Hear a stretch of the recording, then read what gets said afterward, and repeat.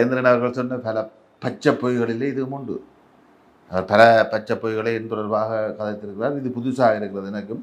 அப்படி 15 அப்படி சொல்லியிருந்தால் நான் இன்னொன்று 18 பேர் இல்லை, அதற்கு பின்னரும் தங்களை அரவணைத்து கொண்டு வந்தது ஒரு தங்களிலே ஒரு மாற்றத்தை ஏற்படுத்த முடியும் என்கிற நம்பிக்கையோடு. அந்த நம்பிக்கையோடு அரவணைத்து கொண்டு வந்தால் 2020ஆம் ஆண்டு தேர்தலில் 19ஆம் ஆண்டு நீங்கள் ராஜபக்சர்களோட போகிறது பிழை என்று நான் எதிர்த்தேன். கடுமையாக 2019ஆம் ஆண்டு ஜனாதிபதி தேர்தலில் நான் முரண்பட்டேன். நீங்கள் எதுக்காக நான் 2020 பாராளுமன்ற தேர்தலில் போட்டியிட மாட்டேன் என்று சொல்ல எந்த வீட்டில் எந்த ஃப்ரெண்ட்ஸ்கிட்ட எந்த நண்பர்கள்ட்ட எந்த அண்ணாட்ட எல்லாம் போய் காலில் விழுந்து கெஞ்சி நீங்கள் கொள்கை புரண்டு போன 15 போனவன் அல்லது கொள்கை இல்லாதவனோட நீங்கள் 19 நான் முரண்படுறேன் கொள்கைக்காக.